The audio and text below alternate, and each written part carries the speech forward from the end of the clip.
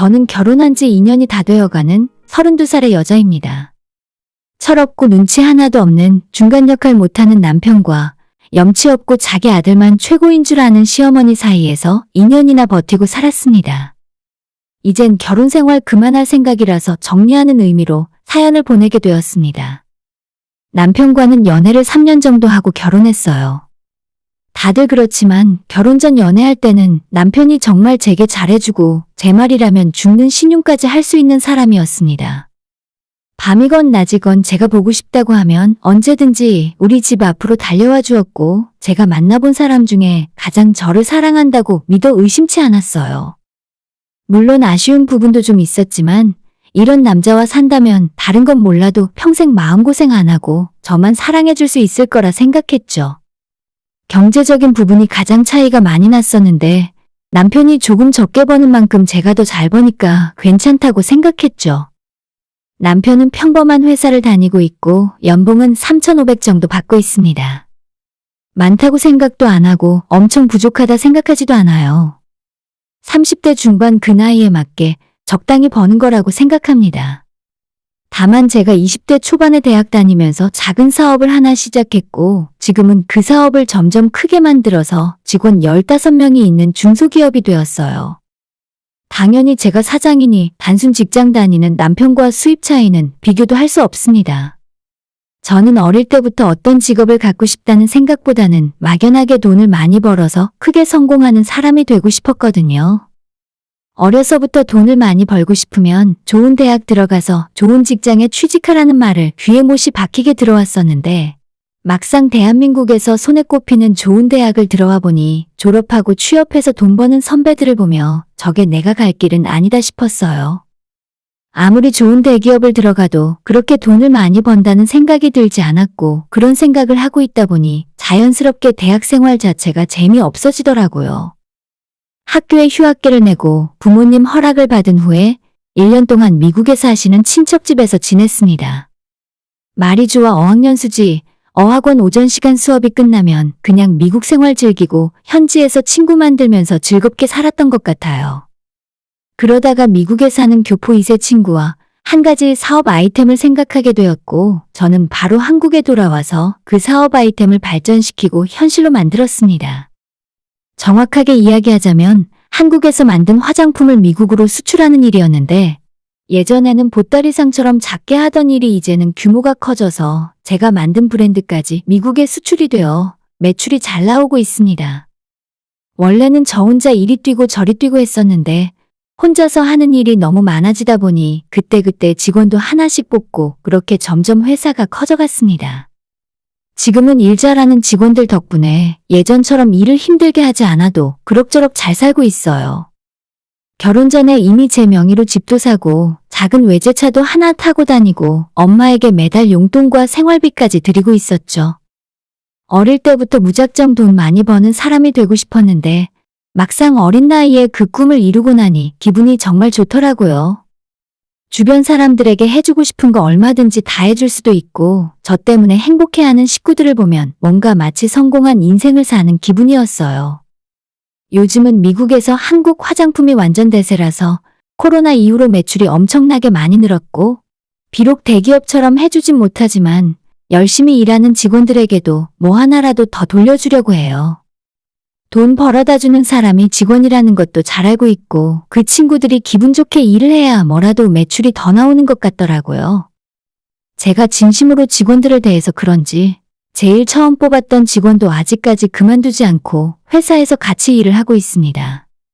그 직원은 이미 보너스 제외하고 가져가는 연봉만 1억이 훌쩍 넘어요.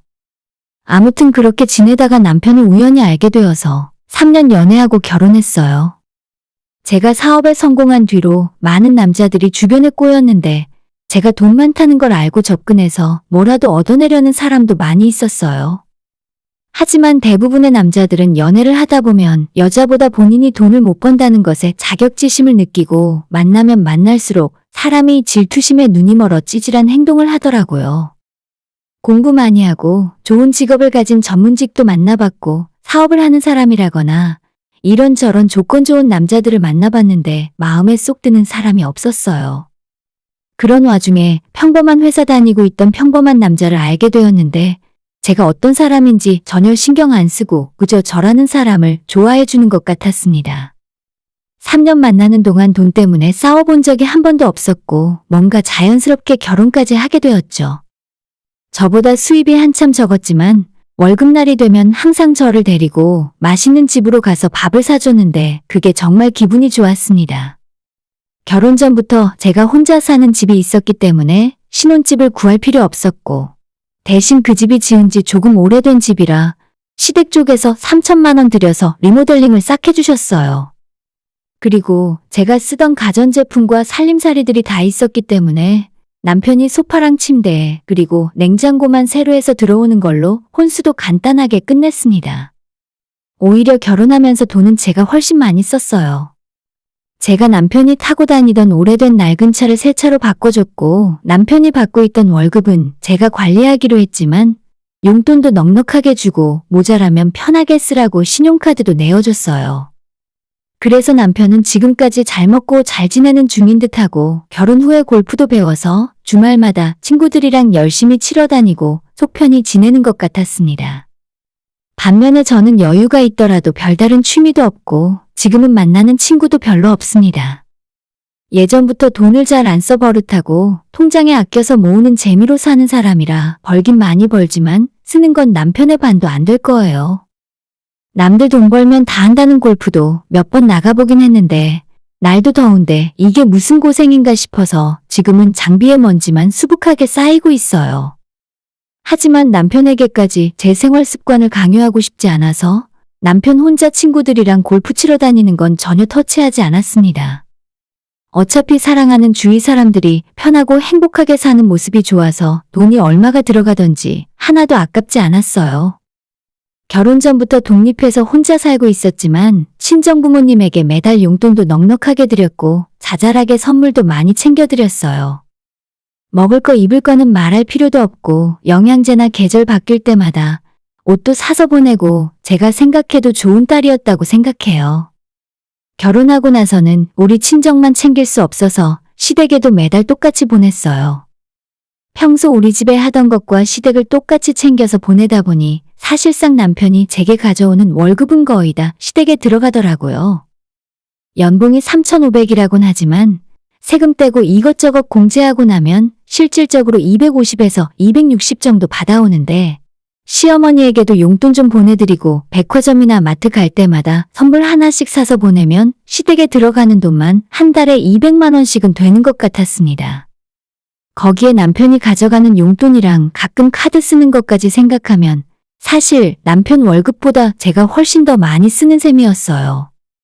조금만 생각해보면 알 수 있을 텐데 남편은 자기 월급을 저한테 주고 용돈 받았으니까 본인이 남편 역할을 다 한 줄 알더라고요. 결혼 전엔 안 그러더니 결혼하고 나니까 제 돈 쓰는 걸 당연하게 생각했어요. 제 입장에서 사실 남편이 놀면서 쓰는 돈이 크게 부담 가는 건 아니었고 양가 부모님들께 해드리는 거 일일이 계산하는 것 자체도 쪼잔한 일이니까 똑같이 하자는 건데 남편은 별 생각 없이 가만히 있다가 제가 하는 일의 생색은 자기가 내는 겁니다.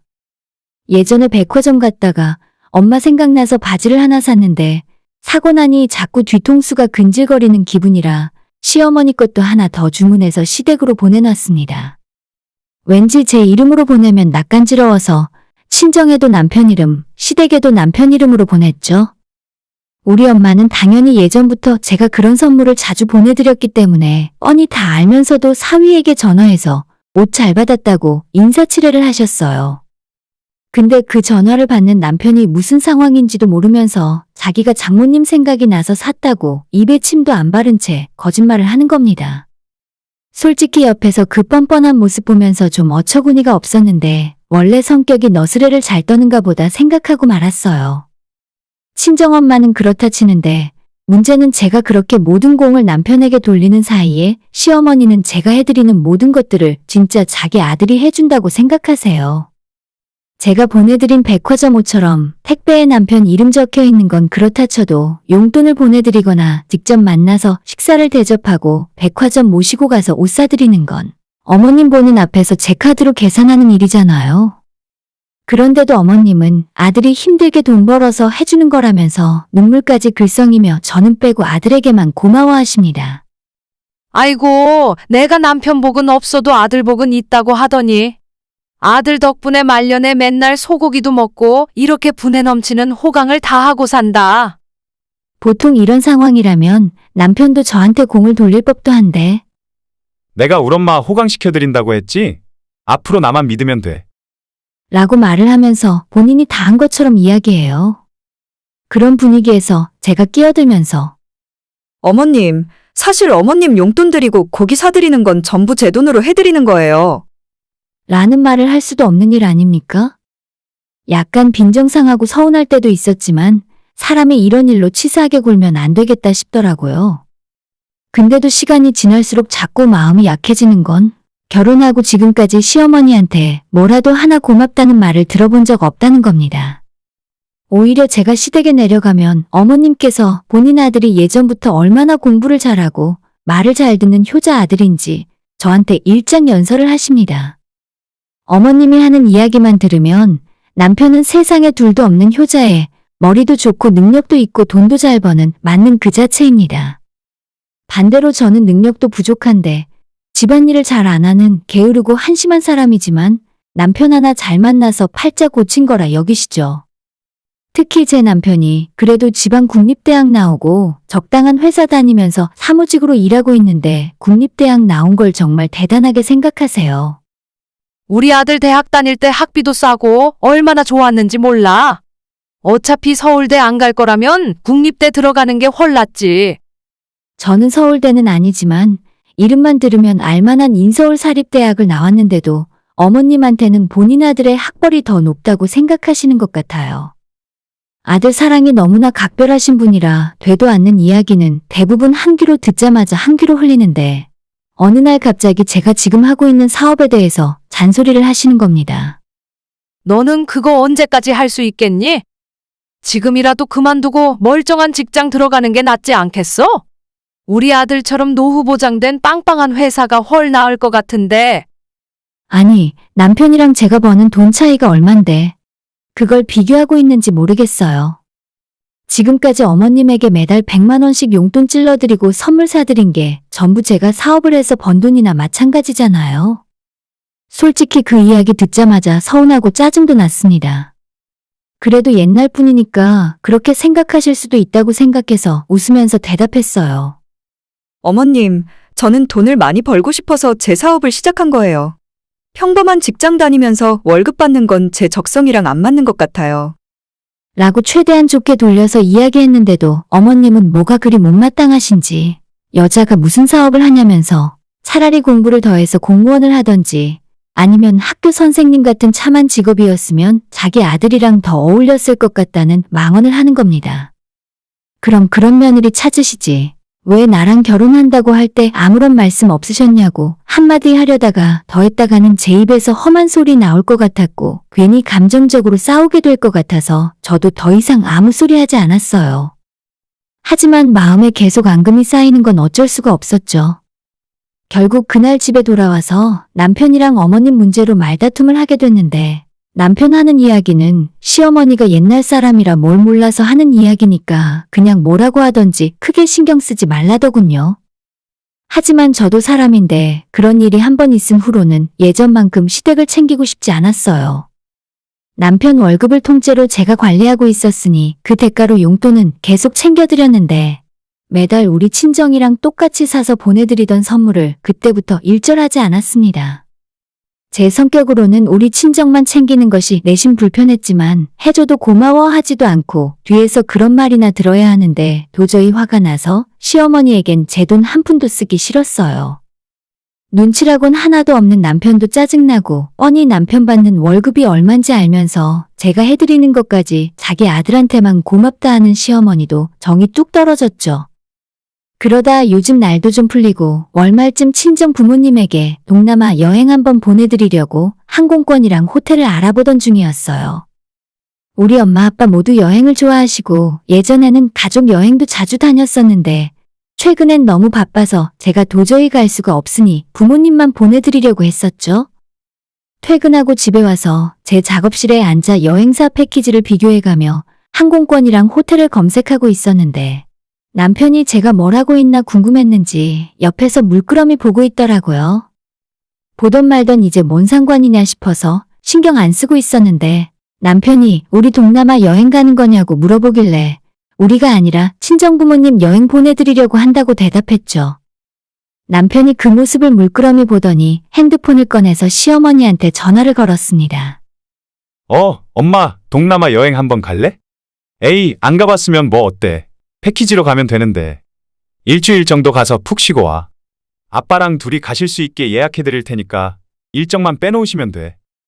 옆에서 남편이 하는 통화 내용을 애써 못 들은 척하고 제가 하는 일에만 집중을 하고 있었는데 정말 어이가 없었습니다.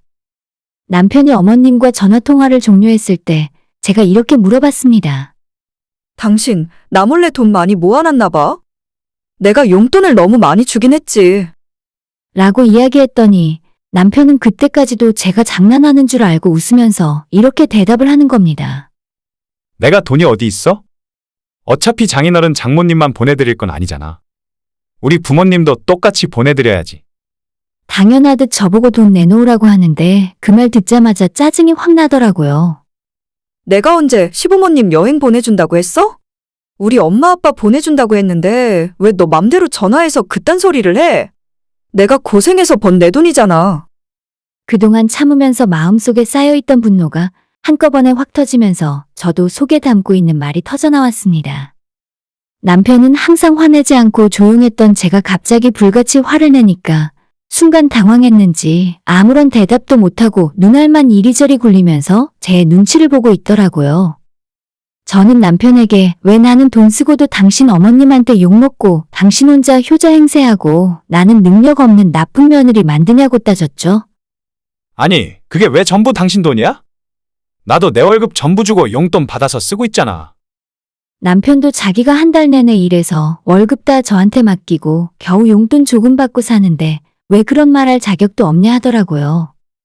그놈의 알량한 월급 이야기 왜 안 하나 기다리고 있었는데 듣자마자 너무 화가 나서 제 지갑에 갖고 있는 남편 급여 통장 카드 빼서 당장 가져가라고 얼굴에 집어 던져버렸어요. 월급 좋아하시네. 그놈의 월급. 앞으로 당신이 알아서 관리해. 그리고 지금까지 내가 주던 돈도 전부 끊을 거야. 당신 돈으로 알아서 어머님 용돈 드리고 전부 당신이 알아서 해. 라고 이야기했더니 한참을 멍하니 생각을 하던 남편은 아무리 계산해봐도 본인이 큰 손해를 보는 것 같았나 봐요. 부부 사이에 뭘 그렇게까지 하냐? 그냥 원래 하던 대로 하자. 내가 말이 좀 심하긴 했어. 라며 다시 카드를 제게 내밀길래 그 카드 쳐다보지도 않고 다시 집어 던져버렸습니다.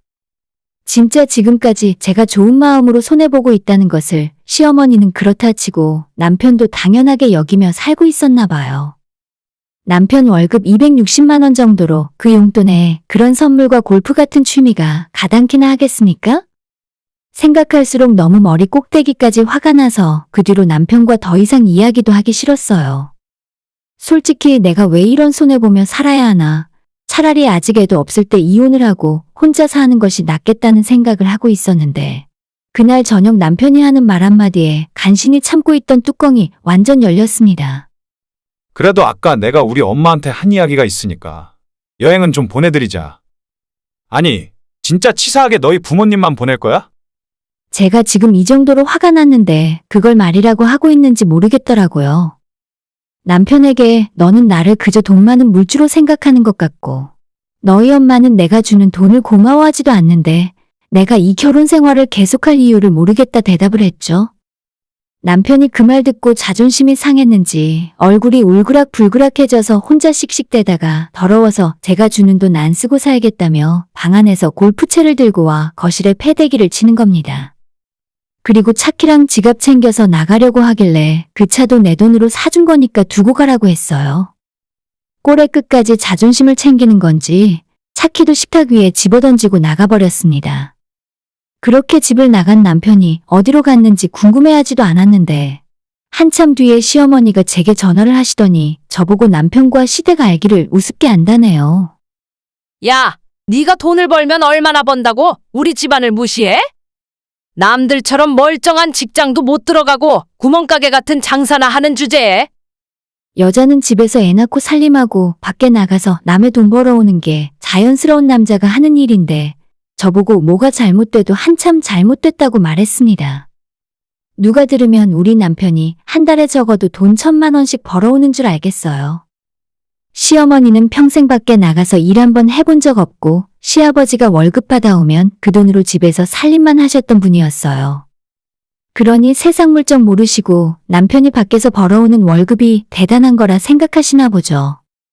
그래서 그냥 내가 포기할 테니까 돈 잘 버는 아들 데리고 사시라 말씀드렸습니다. 사실 남편이랑 싸우고 나서 이 문제를 한번 정확하게 짚고 넘어갈 생각은 하고 있었지만 처음엔 이 문제로 이혼까지 할 거라 예상하진 못했어요. 이런 돈 문제 때문에 싸워서 이혼까지 하는 것도 웃기고 그냥 제가 조금 참으면 되는 문제니까요. 하지만 저랑 한번 싸웠다고 바로 집을 나가서 시어머니한테 일러 바치는 남편도 웃기고 이 와중에 자기 아들 편들어준답시고 저한테 욕을 하며 화내고 있는 시모라는 사람에게 완전 질려버렸습니다. 남편은 그 뒤로 저를 피해 다니고 있어요. 제 전화를 안 받길래 카톡으로 확실하게 이혼 서류 작성하고 집에서 짐 다 빼고 나가달라고 했지만 며칠째 답장도 없습니다. 시어머니는 이혼하고 싶으면 지금 살고 있는 이 아파트 반을 위자료로 달라네요. 이 집은 제가 결혼하기 전에 구입한 건데 똥인지 된장인지 구별도 못 하시는 것 같습니다. 제가 사준 남편이 타고 다니는 차는 이미 중고로 팔아버리려고 업자한테 연락해놨어요.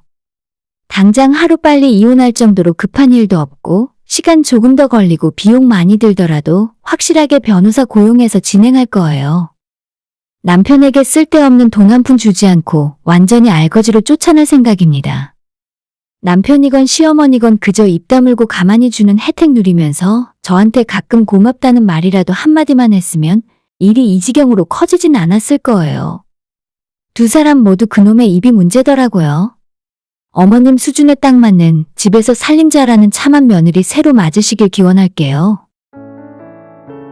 오늘의 사연은 여기까지입니다. 구독과 좋아요, 알람 설정 부탁드려요. 다들 행복하시고 좋은 하루 되세요.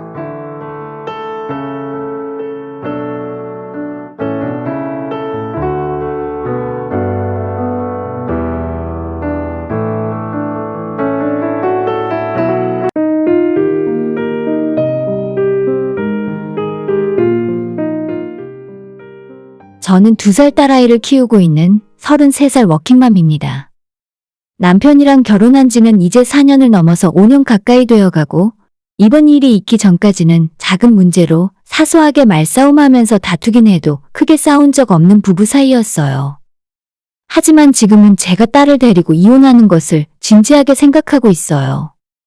남편은 이 모든 일에 대해서 제가 농담도 웃어 넘길 수 없을 정도로 너무 예민하고 시댁에 신경질적으로 대하는 것이 원인이라고 하는데 저는 너무 억울하고 아직도 분해서 지금이라도 당장 어머님 댁 달려가서 다 뒤집어 엎어버리고 싶을 정도입니다.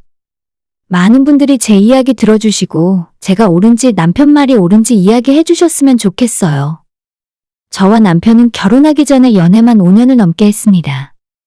남들보다 연애 기간이 길었고 그 사이에 싸우기도 많이 싸우고 중간에 한 번은 반년 정도 헤어졌던 기간도 있어요.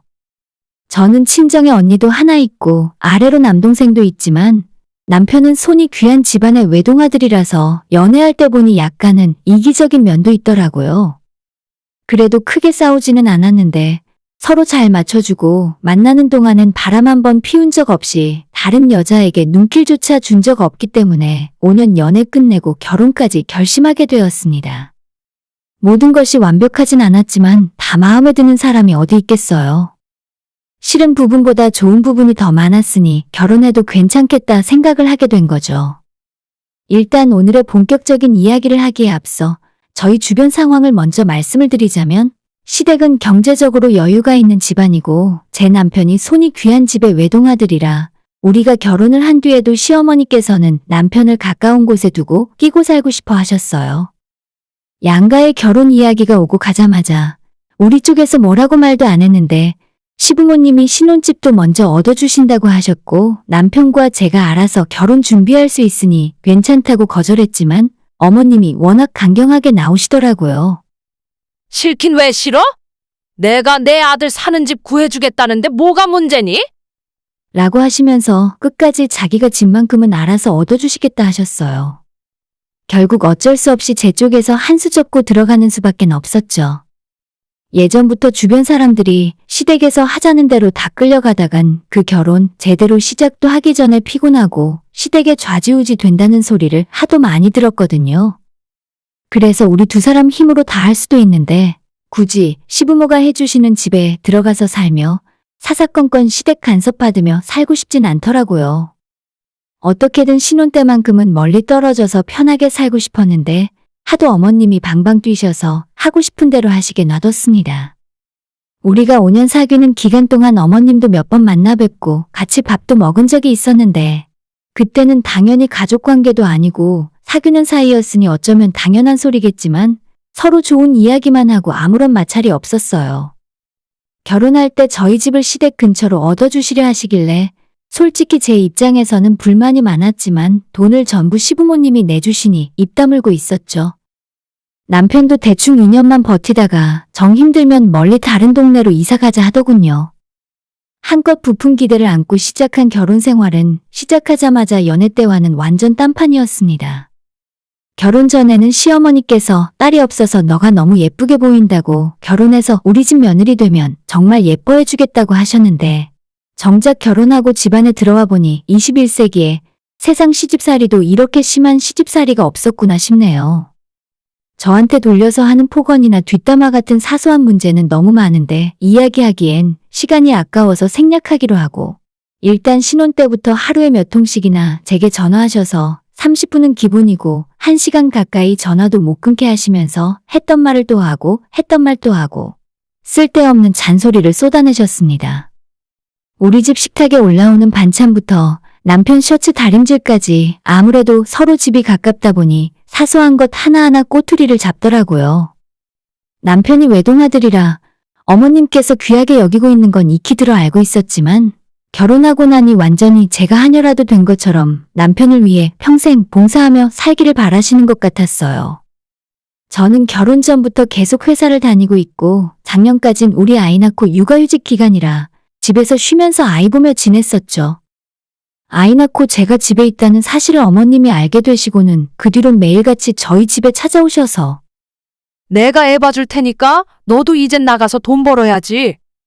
라는 말씀을 하루가 멀다 하고 하셨습니다.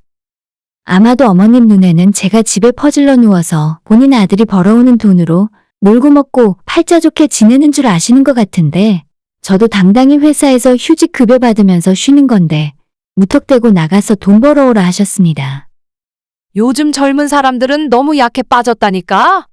나는 네 남편 낳았을 때 일주일 쉬고 다시 식당 나가서 설거지라도 했어. 그건 그때 시절이고 요즘은 어떤 며느리가 그렇게까지 하고 삽니까? 어머님이 걱정하시는 것만큼 저희 벌이가 적지 않고 저도 육아휴직 중이었지만 매달 150만 원 정도 들어왔기 때문에 생활비 부족할 일은 없었습니다. 하지만 옛날 분이신 시어머니는 이런 걸 전혀 이해 못하시고 제가 자기 말 안 듣고 집에서 놀고 먹으려고만 든다며 성질만 버럭버럭 내셨죠. 어휴, 벌써부터 이렇게 게을러서 어쩌려고 그러니? 너가 집에서 그렇게 편하게 놀고 먹는 줄 알았으면 내 돈으로 집 해주는 게 아니었는데. 라는 말씀까지 하셨어요. 애초에 제가 집을 얻어달라 한 것도 아니고 어머님께서 하나뿐인 아들을 바로 곁에 두고 언제든지 보고 싶어서 같은 동네로 얻어주신 거잖아요. 앞뒤 다 잘라놓고 본인 유리한 대로 말하는 어머님의 그런 이야기 들을 때마다 진짜 억울하고 너무 분해서 속병이 날 것 같았습니다. 저도 결혼하고 지금까지 며느리 노릇 할 만큼 했고 애 낳고 살림하고 남편 뒷바라지까지 다 하면서 살았어요.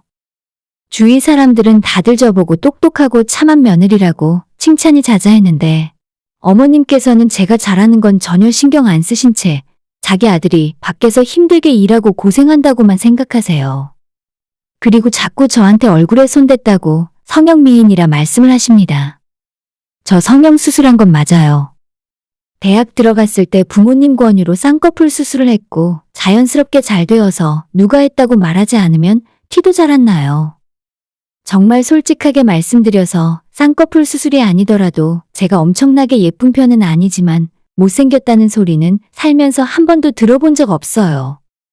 그냥 그전에도 평범하게 생겼고 꾸미는 걸 좋아해서 화장이나 옷에도 신경을 쓰는 편이었죠. 남편도 사실 얼굴만 보자면 그렇게 못난 외모는 아니지만 키가 173 정도로 남자치고는 약간 작은 편이고 운동 같은 걸 잘 안 해서 몸에 근육이라곤 하나도 없이 배만 좀 나왔어요. 어머님이 생각하시는 것처럼 그렇게 대단한 외모라고는 도저히 말 못하겠네요. 이건 남편 본인도 인정하고 있는 부분인데 어머님께서 본인 아들이 워낙 잘났다고 생각을 하시니까 뭐라 할 말이 없습니다. 예전에 한번 어머님 아버님 모시고 식당에 갔었는데 그 식당 이모님이 인사치레로 어린 우리 딸한테 엄마 닮아서 예쁘다고 말씀을 하신 적이 있었어요. 별로 크게 중요하게 한 이야기도 아니라 대충 듣고 넘기면 될 것을 어머님이 콕 찍어서 이렇게 말을 하더라고요. 엄마 닮으면 안 돼. 엄마는 저거 성형수술한 거라서. 얼굴은 아빠를 닮아야지. 자기 엄마 닮으면 나중에 고치느라 돈 들어. 진짜 무슨 말을 해도 어쩜 저렇게 정이 떨어지게 하시는 건지. 그 와중에 식당 이모님이 딸이 엄마 닮아야지 아빠 닮으면 큰일이라고 또다시 농담을 이어서 하셨는데 그 말에 어머님이 보는 눈도 없다며 기분 나빠하셨어요. 아이가 어릴 때는 이목구비도 제대로 안 보이고 그냥 남들이 엄마 닮았다 아빠 닮았다고 말을 하더라도 그게 어떤 느낌인지 와닿지도 않았는데 이제는 애가 조금 크다 보니 확실히 저를 많이 닮은 것 같았어요. 아들이라면 모를까 그래도 딸인데 아빠 얼굴보다는 엄마인 저를 많이 닮은 것이 아무래도 조금은 낫지 않겠습니까? 하지만 어머님은 나이가 조금씩 커갈수록 남편의 외모보다 제 얼굴을 많이 닮아가는 것이 엄청 못마땅하신 것 같았어요. 예전에는 우리 손주 하면서 끼고 감싸고 돌다가 요즘에는 왜 너는 점점 엄마를 닮는 것 같냐면서 눈에 띄게 싫어하셨습니다. 저희 친정엄마가 외모가 조금 좋은 쪽으로 튀는 편이고 저 역시도 엄마를 닮았는데 우리 아이도 저와 친정엄마의 외모적 특징을 닮았어요. 아마 그래서 자꾸 어머님이 외탁인 것 같다면서 싫어하셨습니다. 저한테 하시는 막말은 그럭저럭 혼자 참고 견딜 수 있었는데 어머님 평소 말씀하시다가 은연중에 우리 친정을 후려치고 깔아뭉개는 듯한 말씀을 하시는 건 도저히 참고 듣기 힘들었습니다. 결혼 준비할 때 시댁에서 집을 해주셨으니 저희 쪽에서도 격식 다 차려서 제대로 맞춰서 해드렸는데 그때는 아무런 말씀도 없다가 결혼식 끝나고 한참 뒤에 갑자기 트집을 잡으셨어요. 괜히 나중에 딴소리 나오는 게 싫어서 혼수도 전부 시어머니가 정해주신 목록 그대로 다 맞춰서 해드렸고 예단도 시댁은 물론이고 남편의 작은 아버님 댁까지 다 챙겨서 격식 떨어지지 않게 맞춰보냈습니다. 그런데도 요즘에 명절 같은 날 시댁에서 같이 음식을 할 때면 시어머니가 제 음식 솜씨를 걸고 넘어지면서 너희 친정에서 그런 것도 제대로 안 배워왔냐고 결혼할 때도 대충 해오더니 살림도 대충 하는 것 같다고 하신 적이 있어요. 그 말 듣고 도저히 억울해서 대체 뭐가 문제냐. 혼수며 예단이며 어머님이 해달라는 대로 다 해서 왔는데 제가 뭘 그렇게 잘못했냐고 따졌더니 그저 농담 좀 한 것뿐인데 뭘 그렇게 정색을 하고 눈을 부라리냐고 적반하장으로 화를 내셨어요. 저한테 싫은 소리를 하고 뭐라 하시는 건 다 참고 넘어가겠는데 우리 엄마까지 걸고 넘어가니 도저히 참을 수가 없어서 아무것도 모르던 그때 처음으로 시어머니와 말다툼을 하게 되었네요. 저와 단둘이 있을 때는 못할 말이 없을 정도로 표독스럽게 말씀을 하시다가 시아버님이나 남편이 오면 언제 그랬냐는 듯 피해자인 척 저를 나쁜 여자로 만들어요. 아니, 내가 잔소리 좀 했는데. 아니다, 요즘 며느리한테 이러면 안 된다는데. 내가 잘못했네. 본인은 걱정되는 마음에 잔소리 약간 한 것뿐인데 내가 그렇게 화를 낼 줄은 몰랐다는 식으로 아들 앞에서 약한 척을 하세요. 그래서 남편이 처음에는 제 편을 들어주는가 싶다가도 시어머니랑 30분만 이야기하고 돌아오면 완전 자기 엄마 편으로 돌아섭니다. 아니, 우리 엄마는 너한테 그런 뜻으로 말한 게 아니야. 그냥 잘 됐으면 하고 잔소리 하신 거지. 왜 그렇게 까칠하게 받아들여? 라고 하는 바람에 최근 들어 저희 부부가 싸우게 된 건 전부 어머님이 원인이에요. 우리가 결혼 전 연애도 꽤 길게 했기 때문에 서로에 대해 모르는 게 없다고 생각했지만 막상 결혼하고 보니 제가 이상한 사람인지 남편이 이상한 사람인지 모르겠습니다. 아무래도 다른 환경에서 살던 두 사람이 만나서 한 집에 살다 보니 사소한 것 하나하나 맞춰가야 하는데 시어머니까지 가까이 살면서 저를 괴롭히니까 머리가 정말 복잡했어요. 한참 부부가 갈등도 많고 싸우고 화해하기를 반복하는 와중에 제 뱃속에 아이가 생겼다는 것을 알게 되었습니다. 하필이면 제가 정신적인 스트레스가 최고를 찍던 시절이라서 저는 어떻게 해야 할지 모르겠더라고요. 우리가 아이가 생겼다는 걸 알게 된 남편은 그 뒤론 제게 잘해주고 제 편을 들어주면서 더 이상 싸우는 일 없이 잘 지내게 되었지만 시어머니는 여전했어요. 남편 앞에서는 손주 생긴다고 집안에 복덩이 들어왔다며 좋아하셨지만 제 뱃속에 있는 아이가 딸이라는 것을 알게 된 이후부터는 기왕 낳을 거 아들 낳아야지 왜 첫째부터 딸이냐고 시비를 걸더라고요. 그러고 보니까 너희 집은 딸 둘 낳고 막내가 아들이지? 너도 너희 엄마 닮아서 딸부터 낳는 거야? 이런 소리를 들을 때마다 너무 큰 스트레스를 받았지만 이런 일이 한두 번도 아니라 매번 시어머니한테 화내고 대들 수도 없는 일이라서 아이를 생각해 시댁을 멀리하고 될 수 있으면 앞으로 안 보고 살아야겠다 마음을 먹었습니다. 임신하고 나서 시어머니를 제가 먼저 피해 다니기 시작했는데 서로 얼굴 마주칠 일이 없으니 기분 나쁠 일도 없고 남편이랑 다투고 싸우게 되는 일도 줄어들었어요. 간간히 시어머니가 제게 전화하시거나 집에 불쑥 찾아오셔서 잔소리를 하고 예전처럼 시비를 걸어오셔도 그때는 도 닦는 기분으로 그냥 제가 듣고 흘리면서 절대 먼저 화를 내지 않겠다고 마음을 먹었더니 별일이 생기진 않았습니다. 손바닥도 마주쳐야 소리가 난다고 제가 어머님 말씀에 일일이 반응을 안 했더니 어머님도 별로 재미가 없었는지 저를 괴롭히는 빈도가 줄어들었어요. 아이 태어나고 1년 정도는 집에서 애 키우느라 정신이 하나도 없었습니다. 부부가 잠도 제대로 못 자고 돌아가며 아이를 보고 수유하고 기저귀 갈고 하루에 잠을 몇 시간이나 자는지도 모르고 살았던 것 같아요. 저는 육아휴직 딱 1년만 하고 다시 회사에 복귀했고 그나마 가까이 사는 시댁에서 우리 딸을 많이 봐주셨죠. 제 눈에는 정말 예쁜 딸이었고 눈에 넣어도 아프지 않을 거란 말이 무슨 뜻인지 알겠더라고요. 첫 손주이니만큼 시부모님 모두 처음에는 관심이 많았고 이제 태어난 지 몇 달 되지도 않은 아이를 보며 눈이 자기 아빠를 쏙 빼닮았다는 둥. 아이가 예쁘다고 칭찬할 때는 무조건 남편 닮았다 하고 아이한테 조금 마음에 안 드는 부분이 있으면 저를 닮았다 하셨습니다. 근데 우리 수빈이가 쌍꺼풀이 없네? 엄마 닮았나 보다. 나중에 성형수술 시켜주려면 우리 수빈이 엄마가 돈 많이 벌어야겠네. 막 태어난 아이한테 저런 이야기가 상식적으로 할 소린가 싶더라고요. 거기까지는 그렇다 치는데 제가 진짜 시어머니와 관계를 끊어야겠다 생각하게 된 계기가 바로 얼마 전에 있었습니다. 이젠 아이도 2살이 되고 비록 쌍꺼풀은 없지만 이목구비도 또렷해지면서 제가 봐도 아이가 정말 예뻐요. 주변에서도 저희 아이 사진 보여드리면 다들 예쁘다고 난리고 당연히 아이는 제게 있어서 가장 큰 보물이나 마찬가지였죠. 며칠 전에도 출근하면서 시부모 손에 맡기고 제가 퇴근하면서 아이를 데려가는데 제가 아이를 찾으러 갔더니 어머님께서 이런 말씀을 하셨습니다. 오늘 낮에 내 친구들이 놀러 왔는데 수빈이 보고 예쁘다고 난리더라. 솔직히 애 아빠가 잘생겼으니까 이 정도라도 하는 거지. 근데 수빈이 눈만 보면 속상해 죽겠어. 우리 식구들은 다 쌍꺼풀이 자연산으로 있는데 또 시작이구나 싶어서 제 속에서 한숨이 푹푹 나오기 시작했습니다. 듣는 둥 마는 둥 건성으로 대답하고 아이 챙겨서 빨리 시댁을 벗어나려고 했죠. 근데 어머님이 완전 선 넘는 소리를 또다시 하시는 겁니다. 너 나중에 네 돈으로 쌍꺼풀 수술 꼭 시켜줘야 한다. 우리 가족은 다 자연산이니까 내 아들 돈 쓸 생각 말고 너 돈으로 해. 너희 부모님도 왜 그런 유전자를 물려주시는 바람에 쓸데없는데 돈을 쓰게 만들어? 진짜 이게 사람이 할 소린가 싶었습니다. 그딴 소리 듣고 저도 가만히 있을 순 없어서 저는 우리 딸이 친정 엄마 아빠 닮았으면 좋겠어요. 그깟 쌍꺼풀 나중에 수술해주면 그만인데 나머지는 전부 저희 친정 부모님이 훨씬 낫잖아요. 그래서 우리 딸도 어머님 아버님처럼 키도 작고 못생기진 않았으면 좋겠어요.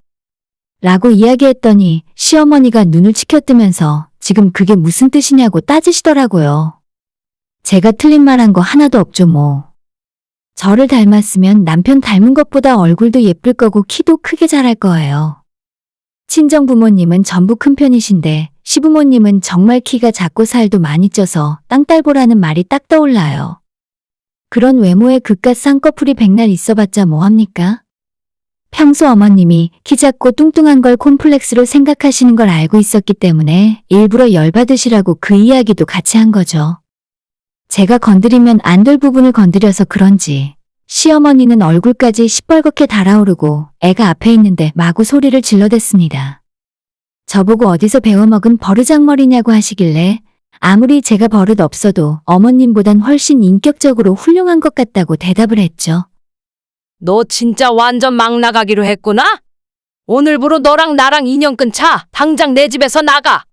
너가 사는 집도 내가 해준 거니까 오늘 안에 짐 챙겨서 나가라. 저보고 집 나가라고 하시길래 잘 사시라고 인사꾸벅 드리고 아이 데리고 시댁을 빠져나왔죠. 그렇게 집에 돌아와 캐리어에 아이와 제 짐을 챙기고 있는데 조금 늦게 퇴근한 남편이 그 사이에 시어머니랑 전화통화를 한 건지 저보고 시댁 가서 왜 그런 소리를 했냐고 묻더라고요. 우리 엄마한테 키 작고 뚱뚱하다고 했어? 내가 먼저 시비 건 것도 아니고 어머님이 쌍꺼풀로 시비 걸길래 나도 참지 못하고 맞대응했을 뿐이라 이야기했지만 남편은 또다시 시어머니 편을 들면서 아무리 그래도 어른한테 그게 무슨 말버릇이냐 하는 겁니다.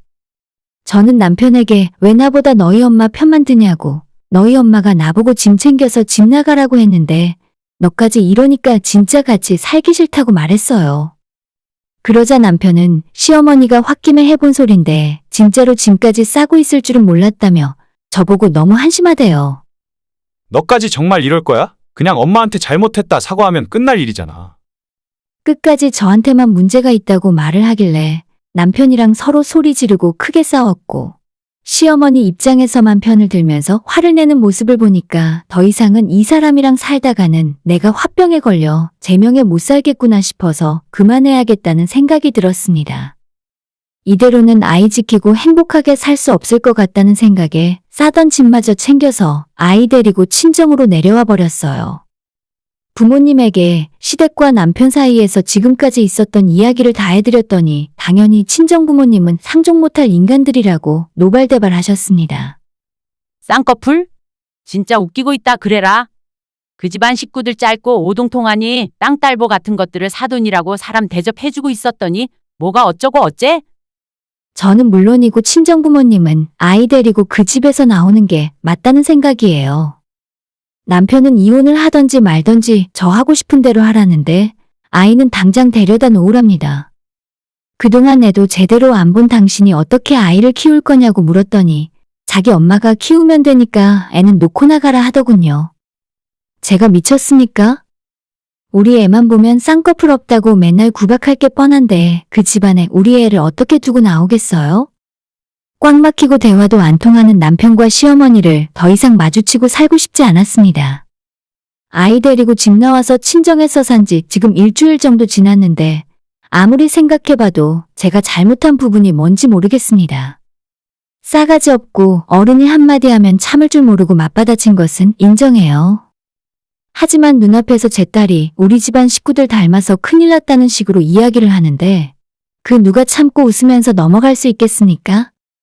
솔직히 저는 남편과 이대로 이혼할 생각이고 아이도 절대 시어머니 품으로 보낼 생각이 없거든요. 친정에서 아이 키우면서 회사 다니기에 문제도 없고 제가 버는 돈으로도 충분하지만 남편에게 양육비도 받아낼 생각이기 때문에 이렇게 이혼하더라도 금전적인 문제는 없습니다. 빠른 시일 내로 다 정리하고 변호사 만나러 갈 생각이에요. 후기입니다. 남편과 결국 협의 이혼하고 끝냈어요.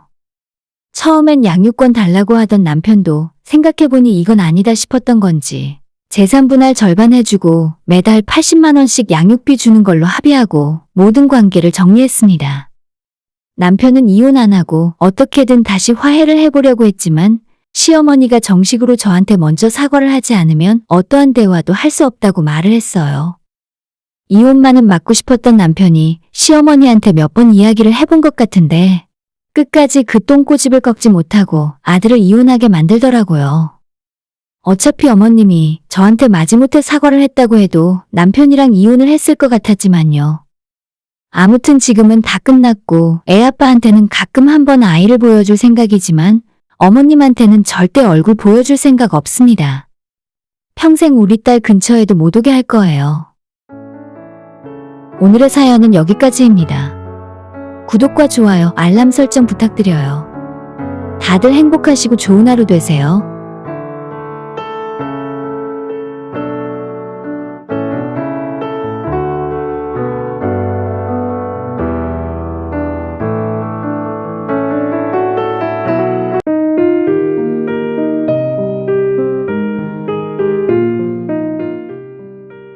저는 올해로 36살, 남편과 결혼해서 같이 산 지도 7년의 세월이 지났네요. 우리 부부 지금까지 7년 동안 힘든 일도 많았지만 그래도 서로를 믿고 의지하며 열심히 살아왔다고 생각해요. 남들이 보기에도 정말 사이 좋은 부부라고 할 정도로 큰 싸움 한 번도 없이 잘 지내왔는데 이런 저희에게 이혼하고 이제 그만 살라고 하는 사람이 딱 한 명 있습니다. 그 사람은 바로 저희 시어머니예요. 사실 우리 부부에게는 아직도 아이가 없는데 그건 전부 그만한 이유와 사정이 있고 저희 부부는 현실을 받아들이며 극복해 나가는 중이었어요. 하지만 이유와는 상관없이 시어머니에게는 제가 아이를 낳지 않는다는 것이 용납할 수 없는 일이었고 결국 참다 못해 자기 죽는 꼴 보기 싫으면 당장 이혼하라 명령하셨습니다. 우리 남편은 180cm가 넘는 훤칠한 키와 깔끔하게 잘생긴 외모, 그리고 항상 저를 우선으로 생각하는 다정한 성격을 갖고 있었어요. 무엇보다 결혼 전 총각 시절부터 아이들을 굉장히 좋아하는 따뜻한 사람입니다. TV를 보다가 아픈 아이만 나와도 바로 눈물 흘릴 정도로 감수성이 예민하더라고요. 그리고 저 역시도 예전부터 아이들을 좋아하는 편이었고 명절에 친척들이 다 모이면 사촌 동생들이나 조카들을 보는 것이 제 몫일 정도로 아이들이랑 친했습니다. 그래서 남편과 저는 연애 때부터 우리가 결혼하면 아이는 꼭 둘 이상 낳자고 이야기를 많이 했었어요. 남편을 만나기 전에 다른 연애도 몇 번 했었는데 그 당시에 남자친구들은 아이를 별로 좋아하지 않고 크게 낳을 생각도 없어서 진지한 관계로 가는 건 무리였어요. 저는 아무리 조건이 좋고 잘생기고 멋진 사람이라도 아이들을 좋아하지 않으면 절대 결혼까지 할 생각은 없었습니다. 아는 지인에게 남편을 소개받은 뒤로 남편이 제게 사귀자고 했을 때 제가 가장 먼저 이야기했던 건 아이들을 얼마나 좋아하는지부터 물어봤고 만약 결혼하고 나면 아이를 가질 생각이 있는지 그것부터 확인했습니다. 외모나 직업 같은 다른 조건은 이미 완전 제 스타일이었지만 제게는 그것보다 더 중요한 것이 나랑 결혼해서 아이 낳고 가정을 이루어 살 수 있는 사람인지 그게 관건이었어요. 소개팅 자리에서 만난 남편은 생각보다 더 제 스타일이었고 거기에 대화를 나누어 보니 아이까지 좋아하는 사람이라고 했기 때문에 저와 딱 어울리는 사람이었습니다. 소개팅 이후로 서로 호감을 갖고 몇 번 더 만나다가 남편으로부터 사귀자는 말이 먼저 나오길래 제가 창피함을 무릅쓰고 먼저 속마음을 물어봤어요. 저도 솔직히 말해서 그쪽이 참 마음에 들어요. 그런데 본론부터 말씀을 드리자면 우리가 이제 서로 적은 나이도 아니잖아요. 저는 아이 싫어하는 사람과는 연애하고 시간 낭비할 생각이 없거든요. 결혼하면 아이를 둘 이상 낳고 싶은데 그쪽 생각은 어때요? 김칫국부터 마신다고 생각해도 좋아요. 하지만 시간 낭비하고 싶지 않아서 그래요. 지금 생각해봐도 제가 그때 무슨 용기로 그런 질문을 했는지는 모르겠는데 그땐 정말로 당돌했던 것 같아요. 이 남자는 그런 제 말에 황당하다는 듯 토끼눈이 되어 저를 한참 쳐다보다가 갑자기 빵 터져서 웃었습니다. 그 웃음의 의미가 뭔지 몰라서 처음엔 기분이 조금 안 좋았지만 자기도 원래 아이들을 굉장히 좋아하고 이미 소개받기 전부터 제가 어떤 사람인지 전해 들어서 제가 빨리 결혼해서 아이를 갖고 싶어 하는 걸 알고 있었다 하더라고요. 그렇게 좋은 감정으로 사귀게 되었고 이 남자는 저만큼이나 아이들을 좋아했습니다. 연애 1년 조금 넘게 하고 서로에 대한 확신이 생기자마자 연애를 더 이상 길게 해봐야 의미가 없을 것 같아서 바로 결혼 준비에 들어갔어요. 양가 부모님들도 처음 보자마자 모두 대찬성하셨고 그렇게 저희는 많은 사람들의 축복을 받으며 성대한 결혼식을 올릴 수 있었습니다. 결혼 과정에 대해서는 별로 더 할 말은 없고 우리 두 사람도 어느 정도 준비가 되어 있었지만 양가 부모님들이 많이 도와주셔서 부족함 없이 시작할 수 있었어요. 그때 이미 제 나이가 30이 넘었기 때문에 아이를 빨리 가져야겠다는 생각도 있었지만 신혼생활 1년 정도는 즐기고 싶어서 미루고 살았어요. 신혼 1년은 말 그대로 꿀이 떨어지고 깨가 쏟아지고 너무 행복했습니다. 시어머니께서는 걱정스러운 마음에 저를 만날 때마다 서로 나이가 적지 않은데 미루지 말고 아이를 빨리 가지라고 말씀을 하셨지만 저와 남편은 딱 1년만 아이 없이 둘이서 살고 싶었죠. 원래 서로 다른 두 사람이 만나서 가정을 이루면 안 맞는 부분이 많아서 신혼 초에는 많이 싸우는 부부들도 있다고 들었지만 오히려 연애하던 시절보다 같이 살게 된 이후로 더 서로에게 신뢰가 생겼고 제가 꿈꾸던 이상적인 결혼 생활이라 느낄 정도였어요. 여기에 남편과 저를 쏙 빼닮은 예쁜 아이만 낳는다면 제 인생엔 더 이상 바랄 게 없겠다 싶더라고요. 그렇게 행복한 신혼생활 1년은 금방 지나갔고 그 뒤로부터 아이를 갖기 위해 노력했어요. 금슬 좋고 서로 깊이 사랑하는 부부라서 마음만 먹으면 빠르게 아이가 생길 거라 생각했지만 현실은 그렇지 않았습니다. 아무리 노력하고 시간이 지나가도 아이 소식은 전혀 없었고 때가 되면 알아서 생길 거라고 느긋한 마음을 먹고 있었는데 반년이 지났더니 점점 조바심이 들었습니다. 그때부터 시어머니도 더 이상 잔소리가 아니라 짜증 섞인 화를 내셨습니다. 너희들은 왜 아직도 소식이 없니? 혹시 뭐가 잘못된 거 아니야? 그러길래 내가 하루라도 빨리 아이 가지라고 했잖아. 옆에서 지켜보는 사람들도 애가 달았지만 정작 당사자인 저와 남편은 미치고 팔짝 뛸 지경이었죠. 여자와 남자 몸에 좋다는 음식과 보양 영양제까지 챙겨 먹으면서 노력을 했습니다. 하지만 그 뒤로도 1년 넘는 시간 동안 자연적으로 아이가 생기지 않자 그때는 저희도 병원을 가야겠다는 생각이 들었어요.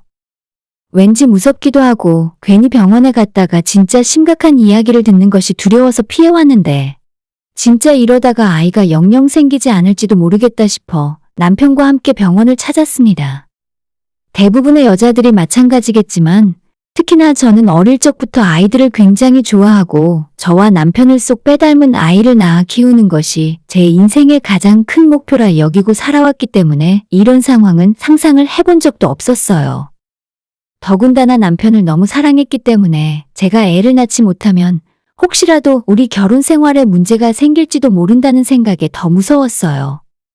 우리 부부가 손을 모아서 간절한 마음으로 기도했는데 정말 신이 있다면 이런 장난을 칠 수가 있을까 싶어 절망하게 되었습니다. 제 인생에 더할 나위 없을 정도로 행복한 결혼 생활과 최고의 남편이 있었지만 우리에게 아이까지 허락하진 않았어요. 불행 중 다행인 건지 제 몸에는 큰 문제가 발견되지 않았고 남편은 무정자증으로 보이니 큰 병원에서 정밀검사를 받아보라고 하더군요. 그리고 바로 예약을 잡고 큰 대학병원까지 가서 다시 검사를 받게 되었는데 남편은 전혀 아이를 가질 수 없다는 판정을 받았고 현대 기술로는 그 어떤 치료도 별다른 소용이 없고 기적을 바라는 수밖에 없을 거라는 이야기를 들었어요. 정말 하늘이 무너지는 듯한 기분이 들었고 현실을 받아들일 수가 없었습니다. 뭐가 있어야 하다못해 인공수정이나 시험관이라도 시도해 볼 텐데 현실이 너무 잔인해서 인정하기 힘들었고 눈물조차 나오지 않았습니다. 물론 이 사태에 가장 괴로워하는 사람은 당연히 남편이었고 병원에 다녀온 뒤로 며칠 동안 사람이 피가 마르고 야위어가는 모습을 실시간으로 바라보며 저 또한 너무 힘들었어요. 그렇다고 해서 차마 남편에게 책임을 물을 수도 없었고 제가 이 상황에서 남편을 포기하고 이혼하자고 말할 수도 없었습니다. 아무리 아이가 중요하다고 해도 제가 좋아서 선택한 남편을 어떻게 버리고 재혼하겠습니까?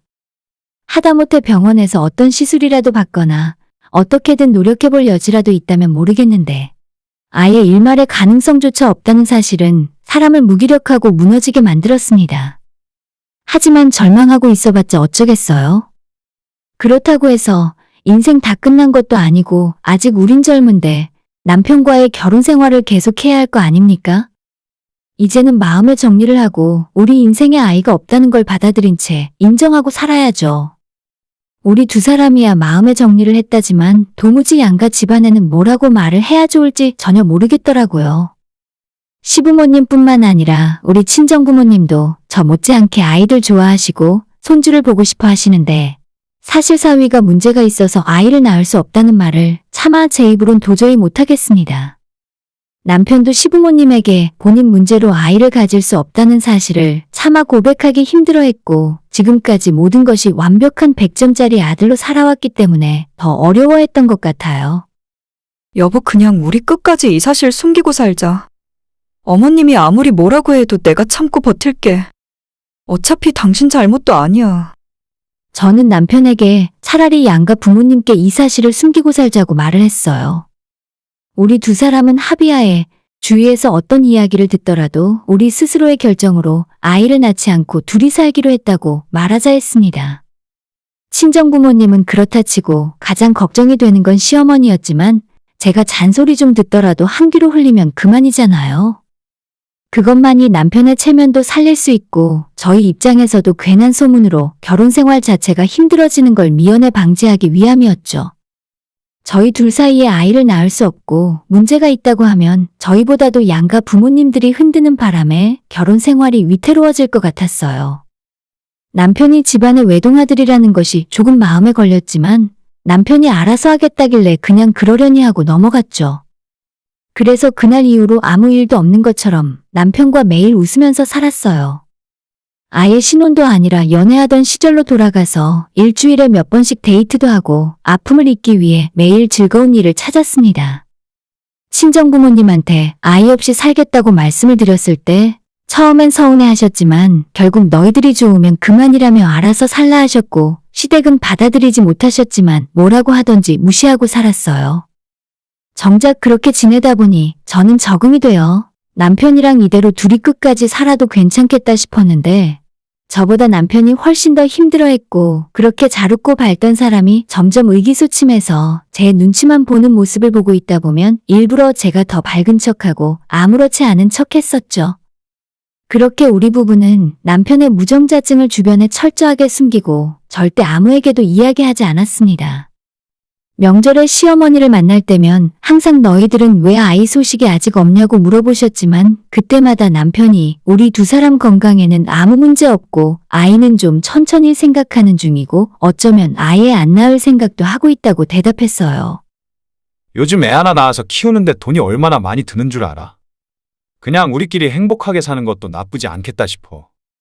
두 사람이 살다 보니 너무 편하고 좋아서 그냥 이대로 둘이 살고 싶다고 이야기했죠.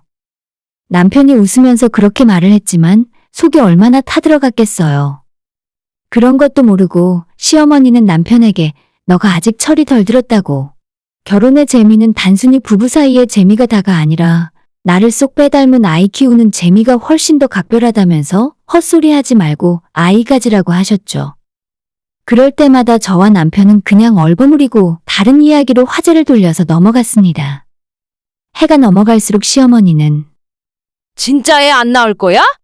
며느리 너가 이젠 나이가 먹어서 애를 못 갖는 거 아니냐? 라면서 저한테만 뭐라고 하시더라고요. 그래도 남편과 저는 아이를 낳지 않고 둘이 재미있게 살기로 했다고 말씀을 드렸습니다. 어머님, 이제 저희는 그냥 포기하세요. 살다 보니까 둘이 사는 게 좋아서 아이 안 낳고 이렇게 지낼 거예요. 라고 웃으면서 이야기했는데 어머님은 항상 정색을 하고 저한테만 화를 내셨어요. 적당히 이렇게 잘 넘기다 보면 시간이 지나고 어머님도 결국엔 우리 부부가 아이를 갖는 걸 포기할 거라 생각했습니다. 아무리 잔소리 들어도 그냥저냥 넘기면서 잘 버티고 살았는데 얼마 전에 어머님 아버님을 모시고 식사를 하는 자리가 있었어요.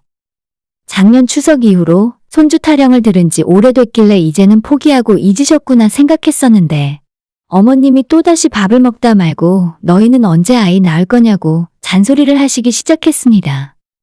포기하고 까먹은 줄 알았는데 전혀 아니시더라고요. 그 말을 듣자마자 남편이 웃으면서 엄마, 밥 먹는데 체하겠다. 갑자기 왜 그래? 그냥 우리 둘이서 행복하게 잘 살기로 했다니까? 이제는 둘이 사는 게 좋고 나중에 외로우면 강아지 한 마리 키우면서 살 거야. 라고 이야기했더니 시어머니가 남편의 대답이 마음에 안 드셨나 봅니다. 갑자기 밥 먹던 수저를 밥상 위에 집어 던지시더니 남편한테 얼빠진 소리 좀 작작하라고 집안대를 끊는 것도 속 터져 죽겠는데 무슨 개를 키우냐고 화를 내셨습니다. 급기야 앞으로 얼굴도 보기 싫고 애 안 낳는 며느리랑 밥도 같이 먹기 싫으니까 찾아오지 말라시면서 자리에서 일어나 버리셨어요.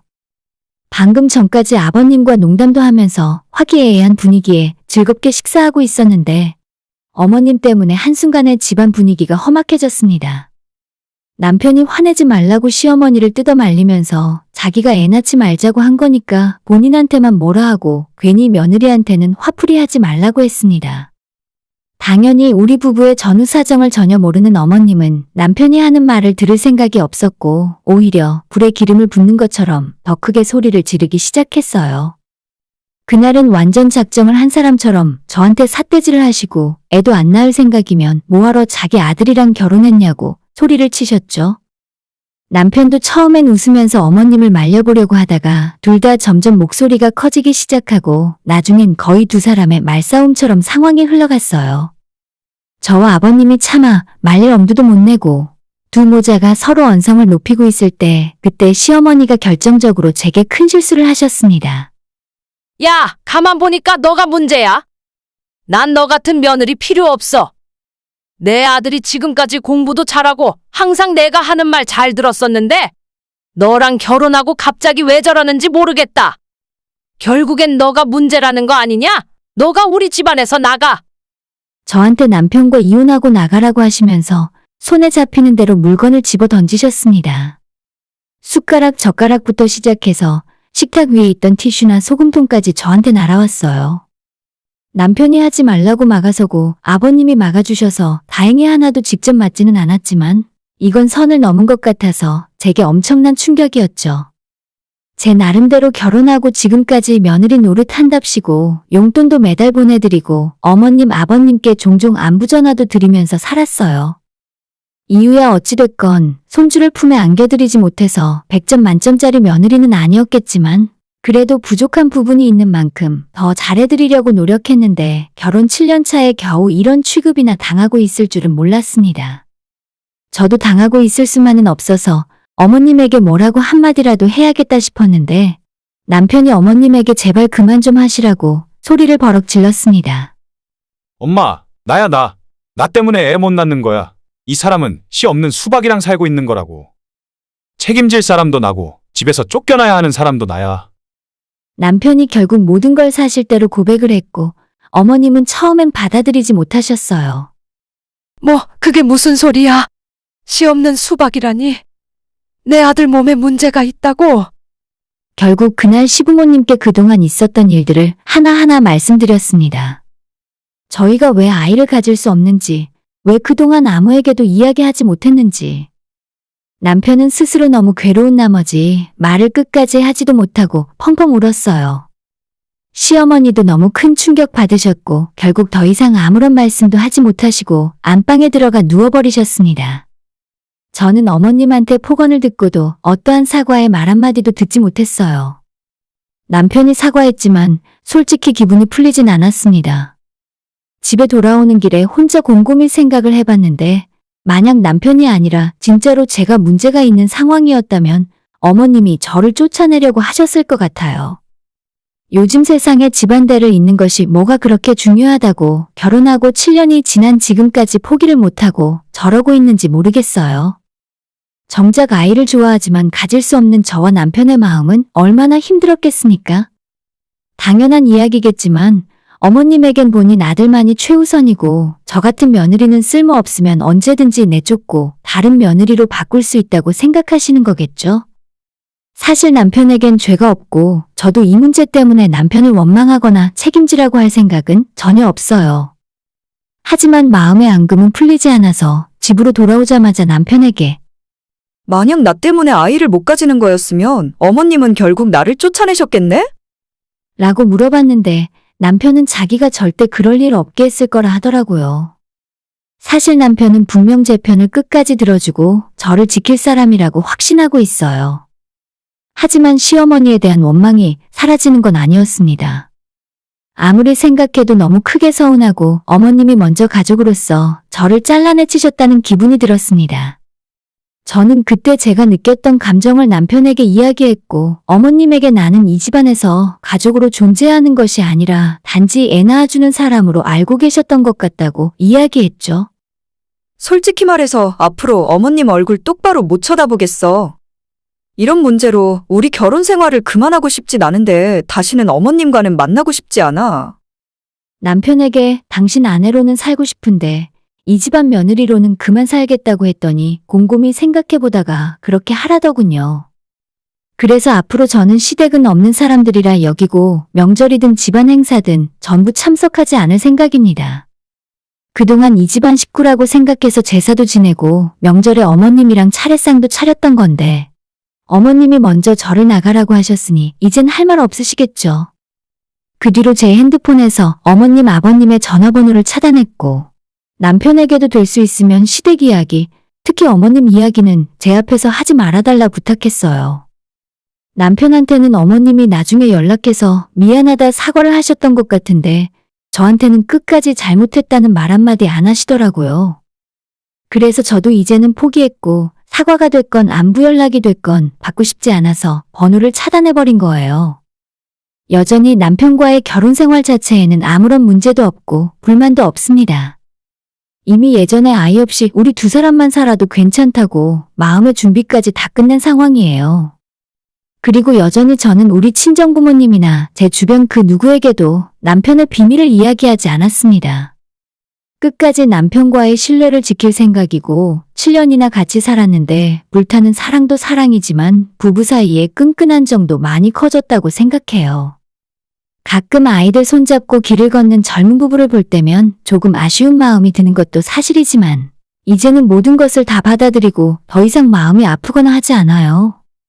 남편과의 결혼 생활 자체의 행복에만 더 집중하고 친정부모님에게만 잘하면서 살려고요. 굳이 제가 필요 없다는 사람들은 더 이상 챙겨줄 필요가 없다고 생각해요. 오늘의 사연은 여기까지입니다.